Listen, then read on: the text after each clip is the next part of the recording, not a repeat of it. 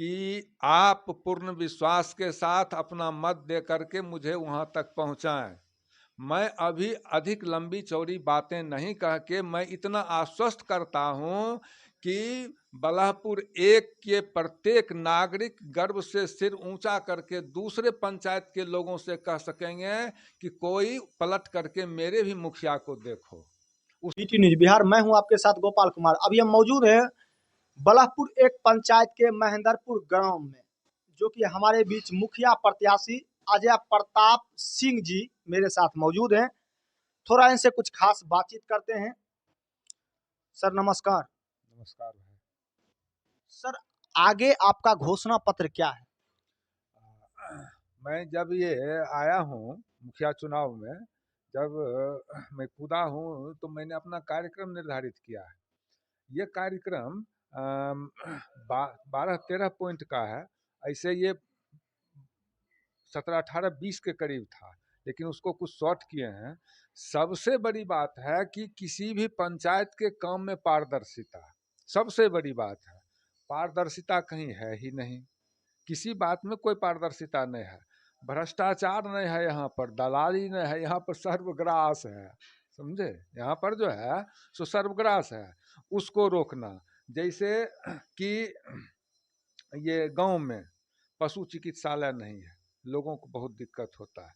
आप देखिए कि हर घर में शौचालय तो बनाया गया, लेकिन कहीं सार्वजनिक स्थल पर न शौचालय है न मूत्रालय है। अब महिलाएं आती जाती हैं, पुरुषों के लिए कम समस्या है, महिलाओं के लिए अधिक समस्या है।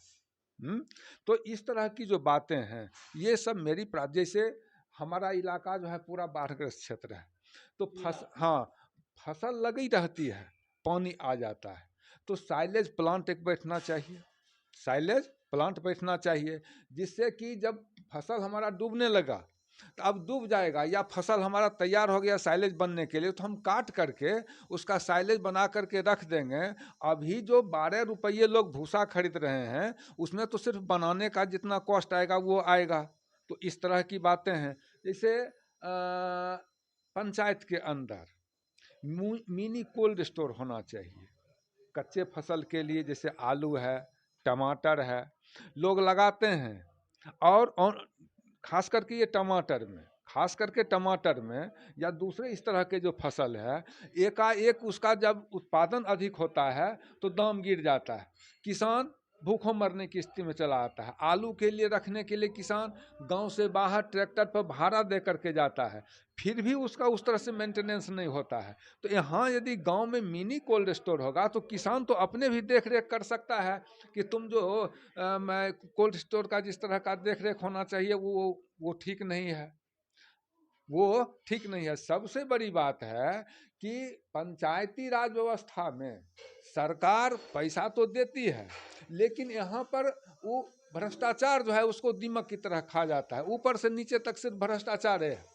और भ्रष्टाचार का स्तर ये हो गया है कि सर्वग्रास का ये रूप लेते चला गया। हमारे पंचायत में जो काम हुआ उसमें तो मान लीजिए कि दलाली हुआ, भ्रष्टाचार हुआ।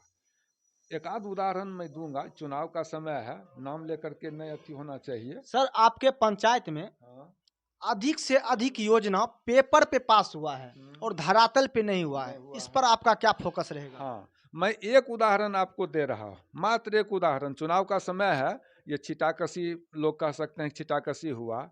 जैसे घर घर से कचरा उठाने के लिए बाल्टी, डस्टबिन कहीं नहीं बटा। और मैं इधर प्रचार के क्रम में सिंहपुर गया था, तो मैंने मुखिया जी के घर पर भी उनके बगल में प्रचार कर रहा था, लोगों को समझा रहा था कि जो संस्कृति यहाँ पैदा हो गई है, शराब ये वो सब की, उसको रोकने के लिए हम ही योग हैं। तो वहाँ भी डस्टबिन नहीं था। अब ये बांटा गया है घर घर, बाल्टी टाइप का जो डस्टबिन होता है उसको उठाने के लिए 2 गाड़ी है। और शायद जैसा मुझे याद है, खूब ठीक से ध्यान नहीं आ रहा है, 25 लाख के करीब इस पर निकासी है, 25 या 35 कुछ इतना ही निकासी है, जबकि मुखिया जी के अपने दरवाजे पर डस्टबिन नहीं है। हाँ, तो कहीं नहीं हुआ है। ये सर्वग्रास है, नहीं कहते हैं सब चीज एक निकल जाना, तो वही स्थिति है। तो हम ये बोलना चाहते हैं, आपके पंचायत में शिक्षा पे आपका क्या फोकस रहेगा? शिक्षा की बहुत ही कमी है, शिक्षा पे आपका क्या फोकस रहेगा?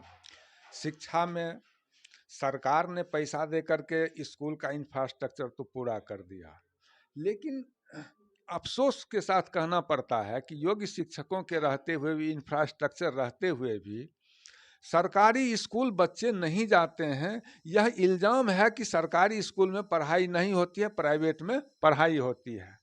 अभी तक उसका कोई देखने के लिए कोई जनप्रतिनिधि नहीं जाते हैं और हमको शिक्षा से लगाव रहा है। गांव के लोग जानते हैं कि मेरे नज़दीक जो पहुंच गया, मैं खेत के आर पर भी काम कर रहा हूं, तुम बैठ करके मैं बता देता, मैं बता देता, समझे ना। तो अपने जा करके देखना, बच्चों के शैक्षणिक स्तर को परखना, उसको किस तरह से और अधिक ऊंचा किया जाएगा उसके लिए। अब जैसे देखिए कि 10वां तक तो गांव में पहले से एस्टेब्लिश स्कूल है, सब इंफ्रास्ट्रक्चर है। अब +2 का इसको मिल गया, इंफ्रास्ट्रक्चर नहीं है। जब तक इन और कोई इस पंचायत के जनप्रतिनिधि को शायद इनको समझ ही नहीं आ रहा है किसी को कि स्कूल में +2 का मिल जाने के बाद पहले इंफ्रास्ट्रक्चर होना चाहिए। ये इनके किसी की जवाबदेही नहीं है। हाई स्कूल है, हाई स्कूल है, बहुत पहले उसमें मिट्टी भराई हुआ। अब कौन थे नहीं थे, मैं उसमें गांव में नहीं रहता था, मैं ठीक से नहीं कह सकता हूँ। 1.5-2 लाख का, 2.5 लाख का मिट्टी उसमें गिरा होगा। 7-8 लाख का बिल है, वहीं पर पत्थर लगा हुआ है, अभियो कोई उसको जांच कर सकते हैं। तो इस तरह की बातें हुई। चारों बाउंड्री आज तक हाई स्कूल में नहीं हुआ है, किसी जनप्रतिनिधि को इस बात का ये चिंता नहीं है। तो इन सब बातों में विद्यार्थियों की क्या समस्या है, विद्यार्थियों से रूबरू होकर के, स्कूल में वहाँ के शिक्षकों से रूबरू होकर के जब तक हुआ नहीं जाएगा तब तक शैक्षणिक स्तर में सुधार नहीं होगा। यह वास्तविकता है कि महेंद्रपुर, मेरा गांव महेंद्रपुर या ये पंचायत शैक्षणिक स्तर पर काफ़ी आगे था, उसमें काफ़ी गिरावट हुई है, उसमें काफ़ी गिरावट हुई है। उसको ऊंचा करना भी हमारा एक काम होना चाहिए। सर, स्वास्थ्य, आपके पंचायत में स्वास्थ्य की स्थिति बहुत ही खराब है और यहाँ से 15-20 किलोमीटर दूरी तय करके यहाँ के रोगी को जाना पड़ता है। स्वास्थ्य पे आपका क्या जोर रहेगा सर? यहाँ स्वास्थ्य उप केंद्र है, लेकिन वो फंक्शन में नहीं है। फंक्शन में जब वो नहीं है तो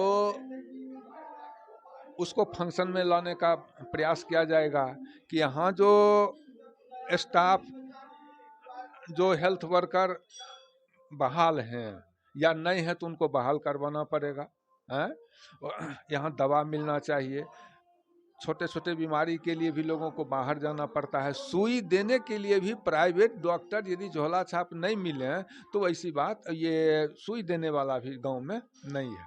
कहीं कोई सरकार की तरफ से ये सब कोई देख रेख करने वाला नहीं है। इसे भी सुधारना है। समस्याएं हजार हैं गांव में। हाँ, गांव में समस्याएं हजार हैं और उन सब को एक जनप्रतिनिधि को ही डील करना पड़ेगा। जनप्रतिनिधि तो वह जब तक कोई जमीनी आदमी नहीं होगा, मेरे पास क्या है, मेरे पास कुछ नहीं है, शरीर छोड़ करके कोई संपत्ति नहीं है, हमको कोई बड़े लोग नहीं खड़ा किए हैं, कोई बड़े लोग नहीं। जो महेंद्रपुर के मेहनत कश आदमी हैं उन लोगों ने हमको कहा कि मैं उपेक्षित हूँ, मैं पीड़ित हूँ, मेरा नेतृत्व तुम करो। और मैं नेतृत्व करने के लिए, पंचायत का नेतृत्व करने के लिए मैं यहाँ आया। सर, अब अपना पंचायत पे क्या वही विकास रहेगा या अगर आप मुखिया पद पे आते हैं तो किस ढंग का विकास देखना पसंद करते हैं? सबसे पहले तो जो विकास कार्यों के लिए सरकार के तरफ से आता है उसको जमीन पर लाना पारदर्शिता के साथ।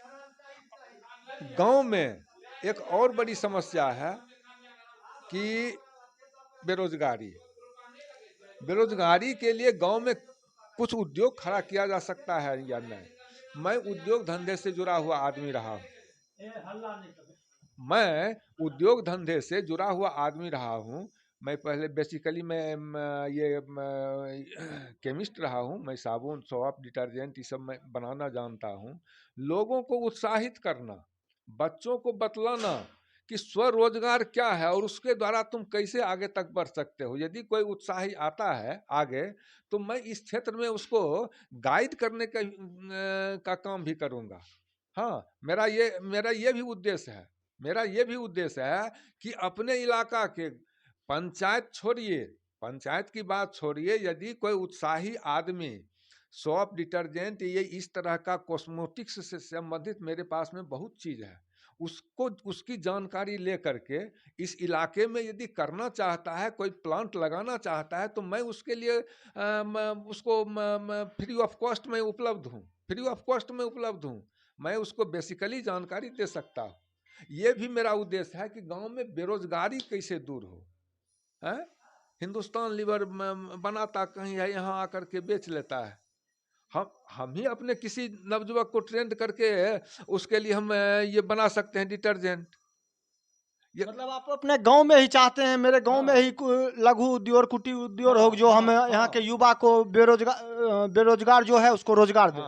मैं 18 वर्षों तक देश से बाहर नेपाल में और कुछ दिन भूटान में मैं इंडस्ट्री से जुड़ा रहा हूँ। मैंने विभिन्न एक काम तो मैंने मुख्य रूप से सॉप इंडस्ट्री में किया जो ऑयल बेस्ड होता है, लेकिन मैंने बहुत ही नज़दीक से छोटे छोटे उद्योग को देखा। नेपाल में छोटे उद्योग ही हैं, भारत में भीम का उद्योग है, जैसे ऑयल रिफाइनरी है, फर्टिलाइजर है, ये भीम का उद्योग। लेकिन 2 करोड़ 4 करोड़ 10 करोड़ 20 करोड़ इस तरह का, करोड़ 2 करोड़ इस तरह का जो फैक्ट्री हो सकता है, 50 लाख का जो फैक्ट्री हो सकता है, जन सहयोग से चलाने वाला जो फैक्ट्री हो सकता है, इसका तो मैंने बड़ी नज़दीक से इसका हम ये अध्ययन किया है। मेरा एक ये उद्देश्य भी है कि लोगों को, यहाँ के बेरोजगारों को बाहर नहीं जाना पड़े, उसकी व्यवस्था करना, उसकी व्यवस्था करना, यहीं को रोजगार दें, यहीं का रोजगार ना। छोटा छोटा ये प्लास्टिक का खिलौना बनाने का जो बाहर से आता है, कलकत्ता पटना सिटी वगैरह, और उसी कलकत्ता में उसी फैक्ट्री में काम करने के लिए हमारे गांव से लोग जाता है, तो उसे ये बलापुर एक पंचायत में, बेगूसराय में, मटिहानी में क्यों नहीं स्थापित किया जाए। यदि कोई वैसा होता है तो मैं उसको भी गाइड करने के लिए तैयार हूँ, और उसके लिए मुझे कुछ नहीं चाहिए, उसके लिए मुझे कुछ नहीं चाहिए, मुझे खुशी होगी, खुशी मिलेगी, यही मेरी कीमत होगी। अभी आपको मेरे चैनल के माध्यम से पूरे बिहार और खास करके बलापुर एक के जनता आपको देख रहे हैं, तो आप अपने जनता से क्या मांग करते हैं? मैं अपनी जनता से कहना चाहता हूं, मैं उनको विश्वास दिलाना चाहता हूं कि आप पूर्ण विश्वास के साथ अपना मत दे करके मुझे वहां तक पहुंचाएं। मैं अभी अधिक लंबी चौड़ी बातें नहीं कह के मैं इतना आश्वस्त करता हूं कि बलापुर एक के प्रत्येक नागरिक गर्व से सिर ऊंचा करके दूसरे पंचायत के लोगों से कह सकेंगे कि कोई पलट करके मेरे भी मुखिया को देखो, उससे कुछ सीखने की कोशिश करो। यही मैं कहना चाहता हूँ। जैसा कि अभी आपने सुन लिया, बलापुर एक पंचायत के महेंद्रपुर ग्राम से हैं और बलापुर एक पंचायत के मुखिया प्रत्याशी अजय प्रताप सिंह, जो पूरा अपना जोर शोर के साथ बोले, हम अपना पंचायत में ऐसा विकास देखना पसंद करते हैं जो छोटा छोटा लघु उद्योग हो, कुटीर उद्योग हो, उसका स्थापित यहीं करना चाहते हैं। बेरोजगार को रोजगार देना चाहते हैं। जनता है, जनार्दन है, सारी बातों को समझ रहे हैं। अगर आपको लगे अजय प्रताप जी अच्छे इंसान, कर्मठ हैं, उम्मीदवार हैं, तो एक बार अपना बहुमूल्य आशीर्वाद इन्हें दे और इन्हें मुखिया प्रत्याशी के रूप में चुने। धन्यवाद। आप बने रहिए BT न्यूज़ के साथ। मैं आपके साथ गोपाल कुमार।